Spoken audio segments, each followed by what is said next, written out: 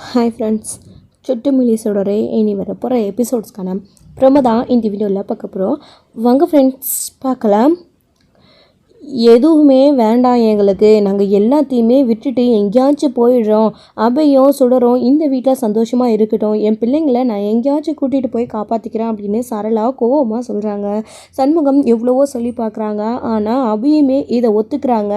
ஏன்னா அவங்கள சுற்றி பிரச்சனை இருக்குது, அதை சுடரை பாதிக்கக்கூடாதுன்னு தான் அவங்களுடைய அண்ணன் அண்ணி வீட்டில் சுடரை விட்டு வச்சுருந்தாங்க. ஆனால் எக்ஸாம் எழுதுறதுக்காக அபி பரோலில் வந்ததும், அதுக்கப்புறமா ஜெயிலில் இப்படி ஒரு சம்பவம் அபிக்கு நடந்ததும் இப்போது அபி அடிக்கடிக்க சண்முகத்தை பார்க்க வேண்டியதாக இருக்குது. குண்டு பட்டதுனால இப்போ அவங்க 6 மாதம் ரெஸ்ட் எடுக்கணும்னு பரோலில் வெளியில் வந்திருக்காங்க. சுடர் கூடவே அபி இருக்கணுன்றதுக்காகவே முக்கியமாக முழுக்க இந்த குண்டு பட்டத்தையே காரணமாக வச்சுக்கிட்டு சுடரும் சரி, பிரபாகரன் லாயரும் சரி, சண்முகமும் சரி அபி கூட இருக்கணும்னு அவங்கள கூட்டிகிட்டு வந்தாங்க. ஆனால் கடைசியில் அபி கூட இருக்கிறதுனால நிறைய பிரச்சனைகள் வரும் அப்படின்னு சரளா யோசிக்கிறது சரியான ஒரு விஷயந்தான். ஸோ இப்போ அபி அவங்க கூடவே இருந்தால் அபி இங்கே தான் தங்கியிருக்கா அப்படின்ற விஷயம் கொஞ்சமாக எப்படியாச்சும் கர்ணனுக்கு தெரிய வேணும். ஏன்னா அபியை கொலை பண்ணுற அளவுக்கு கொலை பண்ணி சாகடிக்கணுன்ற அளவுக்கு கர்ணனுக்கு வெறி இருக்குது. ஸோ இவங்களை பற்றின விஷயம் தெரிஞ்சு அவங்களோட நிலைமை என்ன ஆகுன்ற அபியும் யோசிக்கிறாங்க அதை பற்றி. அதனால சரளாவும் இந்த விஷயத்தை பற்றி யோசிச்சு இங்கே இருக்க சுத்தமாக விருப்பம் இல்லை, நாங்கள் எங்கேயாச்சும் போயிடுறோம் அப்படின்றாங்க. அண்ணி நீங்கள் ஏன் அண்ணி போகணும், நீங்கள் இங்கேயே இருங்க அப்படின்றாங்க. ஏங்க இங்கே பாருங்கள், நான் தெளிவாக ஒரு முடிவு சொல்லிட்டேன், அவள் இங்கேயே இருக்கணும்னு முடிவு பண்ணிட்டா. நான் பல கண்டிஷன் சொல்கிறேன், அந்த குடும்பத்துக்கோ நமக்கோ எந்த ஒட்டும் கிடையாது, உறவும் கிடையாது. சுடர் கூட இனி என் பிள்ளைங்க ஸ்கூலுக்கு போகவும் கூடாது. அவங்க யாரோ சுடர் யாரோன்ற மாதிரி தான் அவங்க 2 பேரும் நடந்துக்கணும். ஏன் ஸ்கூலில் கூட பேசிக்கிட்டதையோ பழகிக்கிட்டதையோ இனிமே நிறுத்திக்க சொல்லுங்கள். அதே தாண்டி நீங்களும் சரி நானும் சரி எந்த ஒட்டும் உறவும் வச்சுக்கக்கூடாது. நம்ம இங்கேருந்து பக்கத்தில் எங்கேயாச்சும் வாடகை வீடு பார்த்து போயிடலாம். இங்கே பக்கத்து தெருவிலையே ஒரு வீடு இருக்குல்ல வாடகைக்கு, எனக்கு நல்லா தெரியும். அந்த வீட்டில் இது வரைக்கும் இன்னும் யாரையும் காணோம். நாம் அங்கே போய் தங்கிக்கலாம், பேசிக்கலாம், அங்கே போய் இருக்கலாம். இந்த குடும்பத்தோடு நீ எந்த ஒட்டோ வரவும் கிடையாது. முதல்ல கிளம்புங்க, நாம் இப்போவே இன்றைக்கே காலி பண்ணிட்டு போகலாம். இது அவளுடைய வீடு, அவள் நிரந்தரமாக இங்கே இருக்கட்டும். அவள் எப்பெல்லாம் பரோலில் வராளோ, எப்பெல்லாம் ஜெயிலுக்கு போகிறாளோ அப்போ வந்து இந்த வீட்டில் அவள் இருக்கட்டும், போகட்டும், வரட்டும். நமக்கும் இந்த வீட்டுக்கு தான் எந்த சம்மந்தமும் இல்லை, நாம் போயிடலாம் அப்படின்றாங்க. சரிலாம், ஏன்னா நீ அபி ஜெயிலேருந்து வரும்போதெல்லாம் இந்த வீட்டை யூஸ் பண்ணிக்கிட்டோம், அப்புறம் இதை பூட்டிட்டு ஜெயிலுக்கு போட்டோன்னு சொல்கிறியே. இங்கே பாரு, நீ பேசுறது கொஞ்சமான சரியாக இருக்கா? சுடருக்கு நாம் இருக்கிறதுனால தான் நம்ம கூட சுடரை விட்டுட்டு அபி நிம்மதியாக ஜெயிலில் கொஞ்சமாச்சும் சந்தோஷமாக இருக்கா. இப்போ அபி பரவால் முடிஞ்சு போயிட்டா ஜெயிலுக்கு அப்படின்னா அப்புறம் சுடரை யார் பார்த்துப்பா? நீ சொல்கிறது கொஞ்சம் கூட சரியில்லை. அபி ஜெயிலுக்கு போயிட்டாள்னா சுடர் மட்டும் இந்த வீட்டில் தனியாக எப்படி கஷ்டப்படுவா அப்படின்றாங்க. ஏங்க எனக்கு அதை பற்றி கவலை இல்லை, எனக்கு என் பிள்ளைங்க எங்களோட உயிர் தான் எங்களுக்கு முக்கியம். இவளால் ஏற்கனவே பல கஷ்டங்களை அனுபவிச்சாச்சு. இதுக்கு மேலேயும் நீங்கள் என்னை கம்பல் பண்ணாதீங்க, தேவையில்லாமல் அபிக்கு சப்போர்ட் பண்ணி பேசிகிட்டு இருக்காதீங்க. என்னுடைய முடிவை நான் கடைசியாக சொல்லிட்டேன். ஏதோ சின்ன விஷயங்கள் நடந்துச்சு, அபி மேலே பாசம் இருந்துச்சு, நானும் எல்லாத்தையும் செஞ்சேன், சரிதாங்க. ஆனால் குண்டடி பட்டுற அளவுக்கு இவ்வளோ பெரிய விஷயம் இருக்குன்னா அவளை கொலை பண்ணணும்னு யாரோ உறுதியாக இருக்காங்க. அவளை சுற்றி நிறைய பிரச்சனை இருக்குது. பரோலில் அவள் 1 மாதம் எக்ஸாம் எழுத வந்தப்போ கூட நிம்மதியாகவே இல்லை. எத்தனையோ பிரச்சனைகள் அவளை தொடர்ந்து வந்துச்சு. இதுக்கப்புறமும் அவளை தொடர்ந்து பிரச்சனை வந்துக்கிட்டே தான் இருக்கும். இங்கே இருந்தோம் அப்படின்னா ஒவ்வொரு நிமிஷமும் நமக்கு தான் ஆபத்து. நான் இப்போவே கிளம்ப போகிறேன், நீங்கள் வந்தால் வாங்க, உங்கள் இல்லைன்னா உங்கள் தங்கச்சியவே கட்டிக்கிட்டு ஆளுங்க, நான் என் பிள்ளைங்களை கூட்டிகிட்டு போகிறேன்னு போய் பேக்கில் எல்லா துணிகளையும் பிள்ளைங்கள துணியும் அவங்க துணி எல்லாத்தையும் எடுத்துக்கிட்டு ஸ்கூல் பேக்கில் எடுத்து மாட்டுங்க அப்படின்றாங்க. அம்மா சொன்னால் கேளுங்கம்மா அப்படின்னு. இப்போ மாட்ட போகிறீங்களா இல்லையான்னு குழந்தைங்கள மிரட்டவும் அவங்களும் ஸ்கூல் பேக் லஞ்ச் பேக் எல்லாம் கையில் எடுத்துக்கிறாங்க. அதோட 2 லக்கேஜ் சரளா குழந்தைங்களோட துணி அவங்களோட துணி எல்லாத்தையும் எடுத்துக்கிறாங்க. எடுத்துக்கிட்டு நடுங்க போகலாம் அப்படின்றாங்க. சரளா சொன்னதை கேளு அப்படின்றாங்க. அண்ணி கோவப்படாதீங்க அண்ணி, நீங்கள் பேசுகிறது நியாயம்தான், நான் அதை ஒத்துக்கிறேன், இல்லைன்னு சொல்லலை. அண்ணா விடுண்ணே, அன்னிக்கிட்ட நீ எதுக்கு கோவப்படுறா? அண்ணி சொல்கிறது சரிதான், நாங்கள் வீடு எங்கேயாச்சும் வேற பார்த்துக்குறோம், நீங்கள் எங்கே இருங்க அப்படின்றாங்க. அம்மா தாயி வேண்டவே வேண்டாம், வார்த்தைக்கு 100 தடவை உன் அண்ணா இது உன் வீடு உன் பேரில் இருக்குன்னு சொல்கிறாரு, எனக்கு அது தேவையில்லை. நீ ஏன் இந்த வீட்டில் இரு, நாங்கள் எங்கேயாச்சும் வாடகை வீடு பார்த்துருந்துக்குறோம். இவ்வளோ நாள் என்ன சொந்த வீட்டில் இருந்தோம், இப்போ வாடகை பார்த்து போக போகிறோம், அவ்வளோதானே, எங்களுக்கு அது போதும். நீ இவ்வளோ நாளாக எங்களை இது எங்கள் வீடுன்னு சொல்லி துரத்தி விடாமல் இந்த வீட்டில் இருக்க வச்சிடலாம், அதுக்கு வேணால் ரொம்ப சந்தோஷம், ரொம்ப தேங்க்ஸ், நன்றி சொல்லிக்கிறேன். ஏங்க வாங்க உள்ளே உங்கள் துணியையும் பேக் பண்ணி வச்சுருக்கிறேன், எடுத்துகிட்டு வந்தால் வாங்க, இல்லைனா இங்கே இருங்கன்னு சரளா சொல்ல கேட்காம குழந்தைங்களை கூப்பிட்டுட்டு வேறு வீடு பார்க்க, அதாவது பக்கத்தில் இருக்கிற தெருவுக்கு போயிட்டே இருக்காங்க. அவங்க பாட்டுக்கு பிள்ளைங்களை கூப்பிட்டுட்டு சுடரும் அழுதுகிட்டே நிற்கிறாங்க. அவங்களுக்கும் என்ன பண்ணுறதுன்னே தெரியல. சரளா சொல்கிறத கேளு அப்படின்னு. அண்ணா அண்ணி குழந்தைங்களை கூப்பிட்டு தனியாக போகிறாங்க, நீங்கள் முதல்ல போங்கண்ணே, அண்ணி கூட இருங்கண்ணே. நீங்கள் என்கிட்ட எப்போ பேசணும்னு தோணுதோ அப்போ அன்றைக்கி தெரியாமல் ஒரு வார்த்தை ஃபோன் பண்ணி பேசுங்கண்ணே, இல்லைன்னா லெட்டர் கூட போடுங்கண்ணே. போங்கண்ணா ப்ளீஸ்ண்ணே, எங்களை பற்றி கவலைப்படாதீங்க, என்னை பார்த்துக்க நான் இருக்கேன், சுடர் இருக்கேன், நீங்கள் போங்கண்ணா அப்படின்னு. எப்படி அபிமா என்னை விட்டுட்டு போக சொல்கிற? 2 பிள்ளைங்களோட சரளா தனியாக போகிறா, நான் சரளா கூட நிற்கிறதா இல்லை உன் கூடவும் சுடர் கூட நிற்கிறதா எனக்கு ஒன்றும் புரியல. நீ அடிபட்டு உடம்பு சரியில்லாமல் வந்திருக்கிற, உனக்கு நல்லது கெட்டதெல்லாம் யார் பார்ப்பான்? நீ நல்லா ரெஸ்ட் எடுக்கணும், உன் கூட இப்போ துணைக்கு உனக்கே ஒரு ஆள் சப்போர்ட்டுக்கு இருக்கணும், உன்னை விட்டுட்டு எப்படி போக சொல்கிற? இல்லை அபிமா, அவள் போகட்டும், அவள் ஏதோ கோவத்தில் போயிருப்பா, அப்புறம் திரும்பி வந்துடுவா, நான் உன் கூடவே இருக்கேன் அப்படின்றாரு. அண்ணே சொன்னால் கேளுங்கண்ணே, அண்ணியும் குழந்தைங்களும் எங்கேயாச்சும் பக்கத்து தெருவுக்கு போகிறேன்னு எங்கள் மேலே இருக்கிற கோவத்தில், நீங்கள் வரலன்ற கோவத்தில் வேறு எங்கேயாச்சும் சொல்லாமல் கொள்ளாமல் போயிட போகிறாங்க. போங்கண்ணா, அண்ணி ரொம்ப உங்களை மனசு வெடுத்துருவாங்க, உங்களை நம்பி அண்ணி வந்திருக்காங்க, போங்கண்ணா, எங்களை பற்றி கவலைப்படாதீங்க அப்படின்றா.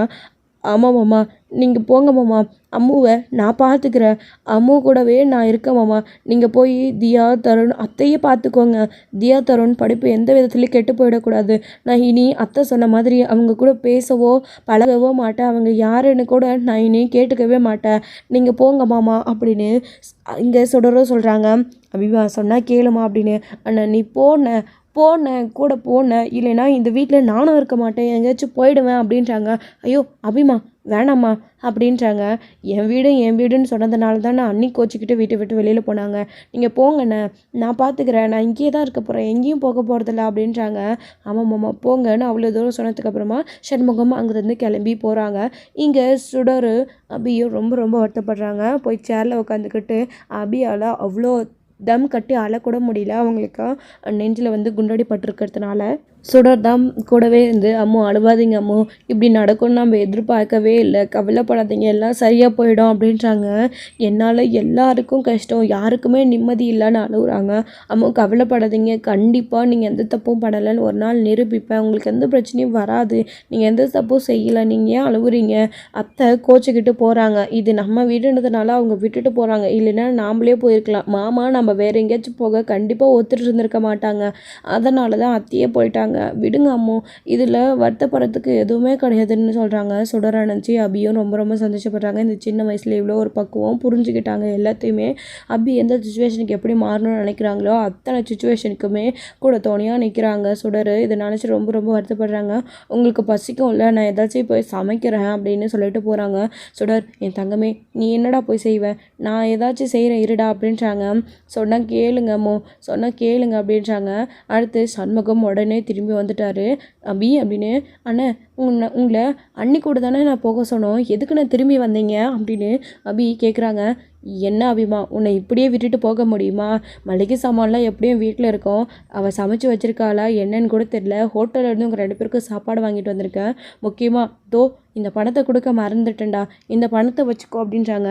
அண்ணே என்னண்ணா இது, எடுத்துகிட்டு போனேன், இந்த பணத்தை வாங்கி கண்டிப்பாக நான் உனக்கு கொடுக்கணும், சுடருக்கு நீ ஃபீஸ் கட்டி படிக்க வைக்கிறதுனால நீ நிறைய கஷ்டப்படுவ, உனக்கு ஹெல்ப்ஃபுல்லாக இருக்கும், குழந்தைங்களுக்காக யூஸ் ஆகணும் தான் இந்த பணத்தை உனக்கு கொடுக்கணும்னு நினச்சேனே, இந்த பணத்தை திருப்பி என்கிட்டவே கொடுக்குறேன், எடுத்துகிட்டு போனேன் அப்படின்றாங்க.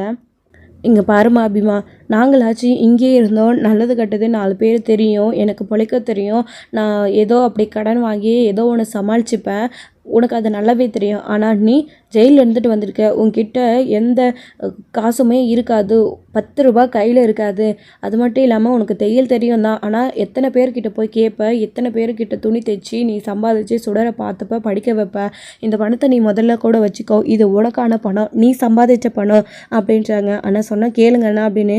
சுடரை படிக்க வேண்டியது என்னுடைய கடமை, அதோட நான் கடனாக செய்யலை, எனக்கு திருப்பி கொடுக்கணுன்னு அவசியமும் கிடையாது, எல்லாத்தையும் நான் பார்த்துக்கிறேன், ஹாஸ்பிட்டல் செலவை கூட முழுக்க போலீஸ் ஸ்டேஷன்லேயே எல்லாத்தையும் ஏற்றுக்கிட்டாங்க, இதுக்கு மேலேயும் எனக்கு என்ன இருக்குது, நான் பார்த்துக்கிறேன், இந்த பணத்தை நீ வச்சுக்கோ, மளிகை சாமான் வீட்டு செலவு இதெல்லாத்தையும் பார்த்துக்கோ, சுடரை படிக்க வை, எனக்கு எதுவாக இருந்தாலும் கால் பண்ணு, என்ன இந்த ஊரில் உனக்கு யாரையுமே தெரியாது, யார்கிட்டேருந்து போய் நிற்ப, கடன் கூட உன்னால் வாங்க முடியாது, வச்சுக்கோ அபிமானு அந்த பணத்தை திருப்பியும் கொடுத்துடுறாங்க. அப்புறம் தான் ரொம்ப தேங்க்ஸ்ண்ணே அப்படின்றாங்க. என்ன அபிமா எனக்கு போய் தேங்க்ஸ், இது உன்னோடைய பணம் அப்படின்னவும், அண்ணே குழந்தைங்களையும் அண்ணியையும் நல்லா பார்த்துக்கோங்கண்ணே, தயவு செஞ்சு அண்ணி வருத்தப்படுற மாதிரி கோவப்படுற மாதிரி எதுவுமே போய் அண்ணிக்கிட்ட பேசவும் செய்யாதீங்க, கோவப்பட்டு சண்டவும் போடாதீங்கண்ணே அப்படின்றாங்க அபி.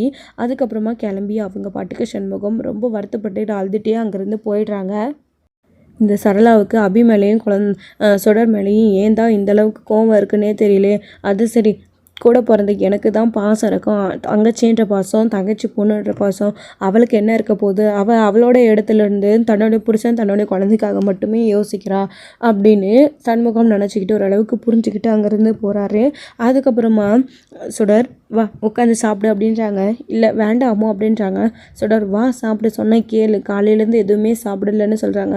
அப்போ முதல்ல நீங்கள் சாப்பிடுங்க அம்மோன்னு அபிக்கு ஊட்டி விட சுடருக்கு அதுக்கப்புறமா அவங்களுக்கு ஊட்டி விடுற. அதுக்கப்புறமா நீங்கள் உட்காருங்க அம்மோன்னு தண்ணி கொண்டு வந்து சுடர் கொடுக்க சில விஷயங்களை சுடரே செஞ்சுக்கிறாங்க. அதுக்கப்புறம் எடுத்துகிட்டு போய் எல்லாத்தையும் டஸ்ட்பினில் போட்டுட்டு கை வாஷ் பண்ணிவிட்டு வீடு கூட்டுறது. அதுக்கப்புறமா அபி நல்லா கொஞ்சம் ரெஸ்ட் எடுக்கிறாங்க. அவங்க தூங்கிட்டு இருக்கும்போது கிச்சனில் என்ன பண்ணலாம் ஏது பண்ணலாம் அம்மா எந்திரிச்சா ஏதாச்சும் கேட்பாங்கன்னு சொல்லிட்டு பார்க்குறாங்க. தோசை மாவு இருக்குது, சரி தோசை ஊற்றலான்னு நினைக்கிறாங்க. ஆனால் சட்னி செய்யணுமே, இப்போ என்ன பண்ணுறது, சாம்பார் வைக்கணுமே, நமக்கு தெரியாதுன்னு தொடர் யோசிக்கிறாங்க. சரி பேசாமல் அதான் நம்மக்கிட்ட கொஞ்சம் காசு இருக்குல்ல, மாமா வாங்கிட்டு வந்த மாதிரி நமக்கு தான் கடையெல்லாம் நிறைய தெரியும்ல, வெளியில் போய் கடையிலே வாங்கிட்டு வந்துடலாம் அப்படின்னு போகலான்னு நினைக்கிறாங்க. ஆனால் அம்மு எந்திரிச்சா நம்மளை காணாமல் தேடுவாங்களே சரின்ட்டு ஒரு பேப்பரில், அம்மு நீங்கள் எந்திரிச்சு என்னை தேடாதீங்க, நான் எங்கேயும் போகல, பக்கத்தில் கடைக்கு தான் போயிருக்கேன், நான் போயிட்டு சீக்கிரமாக வந்துடுறேன், அப்படியே கோயிலுக்கும் போயிட்டு வராமோ, நீங்கள் தூங்கி நல்லா ரெஸ்ட் எடுங்க, நான் வந்துடுறேன் அப்படின்னு சுடர் ஒரு லெட்டர் எழுதி வச்சுட்டு அப்படி பக்கமாக பொறுமையாக வச்சுக்கிட்டு அதுக்கப்புறம் வீட்டை சாத்திட்டு பொறுமையாக பக்கத்தில் இருக்கிற கோயிலுக்கு கிளம்புறாங்க. அவங்க மாமா அத்தை தருண் தியா வீட்டை விட்டு போனதில் சுடர் ரொம்ப ரொம்ப வருத்தப்பட்டுட்ருக்காங்க. இன்னொரு சைடு இங்கே வெற்றி போயிட்டு நேராக புலிக்குட்டிக்கிட்ட கருணாக்கிட்ட இந்த மாதிரி நடந்த விஷயத்த நான் கோவப்பட்டு சண்டை போட்டேன், ஆனால் நான் என்னமோ அபி மேலே இருக்கிற பாசத்தில் இதெல்லாம் பேசுறது தான் கருணா நினச்சிக்கிட்டு தேவையில்லாமல் என்கிட்டயே கோவப்பட்டு சந்தேகப்படுறான். நான் அபியோட கொலை விஷயத்தில் ஏதோ சந்தேகம் இருக்குன்னு சொன்னால் அவன் அடுத்தடுத்து 100 காரணத்தை கண்டுபிடிக்கிறான். எனக்கு என்ன பண்ணுறது ஏது பண்ணுறதுன்னே தெரியல, ஒரே கன்ஃபியூஷனாக இருக்குது, அபியை கொன்னே தீருவேன்னு கருணா இவ்வளோ தீவிரமாக இருக்கான் அப்படின்றாங்க. ஏண்டா அதுக்காக அபி சாகணும்னு நீயும் நினைக்கிறியா? சுடருக்குன்னு இருக்கிறது இப்போதைக்கு சுடரோட பார்வையிலிருந்து பார்க்கும்போது அவள் அம்மா மட்டும்தான், உலகமே அம்மானு தான் வாழ்ந்துட்டுருக்கா. அபி இல்லைன்னா சுடரோட நிலமையே நீ நினச்சிப்பார். சுடர் ஓம் பொண்ணு வருத்தப்பட்டா உன்னால் தாங்கிக்க முடியுமா? அபி இல்லைன்னா சுடரால் தாங்கிக்க முடியுமா? என்னடா அப்போ கருணா அபியை கொலை பண்ணிட்டோன்னு நீ வேடிக்கை பார்த்துட்டு நிற்க போறியா இந்த விஷயத்துல அப்படின்றாங்க. என்ன புலிக்குட்டி பேசுகிறா? அப்படி இருந்திருந்தா நான் எதுக்கு கூடவே ஹாஸ்பிட்டல்லேருந்து அபியை கொலை பண்ண பார்த்தது யாருன்னு நான் தெரிஞ்சுக்கிட்டு இருந்திருப்பேன். அது கருணா தான் தெரிஞ்சு நான் அதை தடுக்கலை. அப்படிதான்டா என் பொண்ணு சுடரை நான் வருத்தப்பட விட மாட்டேன், அபி எப்போ சீக்கிரம் சாக நான் விட மாட்டேன் அப்படின்றாங்க. நல்ல ஒரு விஷயம் பண்ணியிருக்கடா வெற்றி, எங்கப்பா சுடருடைய சந்தோஷம் உனக்கு முக்கியம், அதுக்காக அபி சுடருக்கு வேணும், அதனால் நீ என்ன பண்ணுறன்னா அபிக்கு எந்த ஒரு பிரச்சனையும் இல்லாமல் நீ தான் பார்த்துக்கணும் அப்படின்றாங்க. சரி எல்லாம் சரிதான், அவள் எங்கே போயிருப்பா? ஹாஸ்பிட்டல்லேருந்து டிஸ்சார்ஜ் ஆகி வீட்டுக்கு போயிருப்பாளா, இல்லை பரோல் கிடைக்காம இல்லை ஜெயிலுக்கு போயிருப்பாளா, என்ன எதுனே ஒன்றும் புரியலையே, தொடரை எப்படியாச்சும் பார்க்கணுமே, என்ன பண்ணுறது அப்படின்னு யோசிச்சுட்ருக்காங்க. சரி வா அவங்க வீட்டாண்ட போய் பார்ப்போம், என்ன எதுன்னு தெரியும் இல்லைன்னு 2 பேரும் கிளம்பி வராங்க. அந்த சமயத்தில் தான் சுடர் பக்கத்தில் இருக்கிற கடையில் சாப்பாடு வாங்கிட்டு அப்புறமா அதே சைடு இருக்கிற பக்கத்து கோயிலுக்கு போயிட்டுருக்காங்க. வெற்றியும் புலிக்குட்டியும் போகிற வழியில் வெற்றி அங்கே பாருடா சுடர் அப்படின்றாங்க. எங்கே அப்படின்னு சுடரை பார்த்துட்டு, சுடர் தோ இங்கே இருக்கா, நம்ம போய் பார்க்கலான்னு அப்படியே சுடரை பார்க்க வராங்க. சுடர் பக்கத்தில் சாப்பாடை வச்சுக்கிட்டு சாமிக்கிட்ட போய் ரொம்ப வருத்தப்பட்டு அழுகுறாங்க. ஏன் எங்களுக்கு மட்டும் தண்டனை, அம்முவும் வெளியில் வரணும், எல்லாருமே சேர்ந்து சந்தோஷமாக இருக்கணும்னு நினச்சோம், ஆனால் கடைசியில் அம்மு என் கூட இருக்கும்போது அத்தை மாமா தியா தருண் என் கூட இல்லாமல் போயிட்டாங்களே, ஏன் கடவுளே இப்படி எனக்கு சோதனை மேலே சோதனை கொடுக்குறேன், இப்படி நீ செய்கிறதுக்கு அத்தை மாமா தியா தருண் எல்லாருமே அந்த வீட்டிலே சந்தோஷமாக இருக்கட்டும், அம்மா கூடவே என்னை கூட்டிகிட்டு போகிற மாதிரி நீ ஏதாச்சும் செஞ்சுருக்கலாம்ல அப்படின்னு ரொம்ப ரொம்ப சுடர் வருத்தப்பட்டாலும் இதெல்லாத்தையும் வெற்றியும் புலிக்குட்டியும் கேட்டுட்டு அவங்களுக்கு ரொம்ப கன்ஃபியூஷனாக இருக்குது. என்ன எதுக்காக சுடர் எப்படி அழுகுறா, அதுவும் சுடர் என்னென்னமோ சொல்லி அழுகுறா இல்லைன்னு அங்கே நின்று பார்த்துட்டு சுடர் அப்படின்றாங்க. சுடர் அப்புறம் தான் திரும்பி பார்க்குறாங்க. கேப்டன் அப்படின்னு ரொம்ப அழுவும். சுடர் என்னாச்சு, எதுக்கு நீ இப்போ அழுகுற அப்படின்றாங்க. ஆமாம் உன் அம்மாவுக்கு சரியாயிடுச்சா, உன் அம்மா கண் விழிச்சிட்டாங்கன்னு சொன்னேன், எங்கே இருக்காங்க உன் அம்மா, ஜெயிலுக்கு திரும்பி போயிட்டாங்கன்னு அழுகுறியா அப்படின்றாங்க. இல்லை கேப்டன், பிரபாகரன் லாயர் சார் எப்படியோ ஒரு வழியாக அம்முக்கு குண்டடிப்பட்டதுனால போலீஸ்கிட்ட வக்கீல்கிட்ட எல்லாருக்கிட்டையும் பேசி 6 மாதம் பரோல் வாங்கியிருக்காங்க. இப்போது அது பிரச்சனை கிடையாது. நான் நினச்ச மாதிரி அம்மு என் கூடவே தான் இருக்காங்க. ஆனால் வேறு ஒரு பிரச்சனை அப்படின்றாங்க. என்ன சொல்கிற நீ நினச்ச மாதிரியும் அம்முவும் கூட இருக்காங்க. ஆனால் வேறு பிரச்சனைன்னு சொல்கிற, என்ன ஆச்சு அப்படின்றாங்க. இப்போ என் அத்தை மாமா எல்லாரும் தங்கிட்டு இருந்த வீடு அம்மு பேரில் இருந்துச்சு. என் அத்தைக்கு அம்முவை சுத்தமாக பிடிக்கல. அவங்க இப்படி ஏதாச்சும் ஒரு பிரச்சனையில் மாட்டிக்கிட்டே இருக்காங்க. நீங்களும் எங்கள் கூடவே இருந்தீங்க அப்படின்னா தேவையில்லாமல் எங்களுக்கும் பிரச்சனை தான் வரும்னு அத்தை அம்மு கூட சண்டை போட்டுட்டு இந்த வீட்டில் நாங்கள் இருக்க மாட்டோம்னு தியா தரோன்னு எல்லாரையும் கூட்டிகிட்டு வேறு வீட்டுக்கு போயிட்டாங்க. அவங்க எங்கே போயிருக்காங்கன்னு கூட தெரியல. மாமாவும் எவ்வளவோ பேசி பார்த்தாங்க. ஆனால் அம்மா இருந்துக்கிட்டு மாமாவை நீங்கள் போய் தியா தரன் கூட இருங்கன்னு அனுப்பி விட்டுட்டாங்க. அவங்க எங்கேயோ வாடகை வீடு பார்த்துட்டு போகிறேன்னு சொல்லிட்டு போயிட்டாங்க. நாங்கள் இப்போ அந்த வீட்டில் தான் இருக்கோம். ஆனால் இனி எந்த பேச்சுவார்த்தையும் இருக்கக்கூடாது. நானும் தியா தரன் கூட சேர்ந்து ஸ்கூலுக்கும் போகக்கூடாது. எதையுமே நான் செய்யக்கூடாதுன்னு அத்தை மாமா கிட்ட சத்தியம் வாங்கிட்டு அங்கேருந்து போயிட்டாங்க. இப்போது நானும் மாமா தியா தரன் கூட பேசவே முடியாது. அவங்க நினச்சாலும் எங்கள் கூட பேச முடியாது. அதே சமயத்தில் அம்முவும் கூட தான் மாமா கிட்ட எல்லாத்தையும் சொல்லி அனுப்பிட்டாங்க.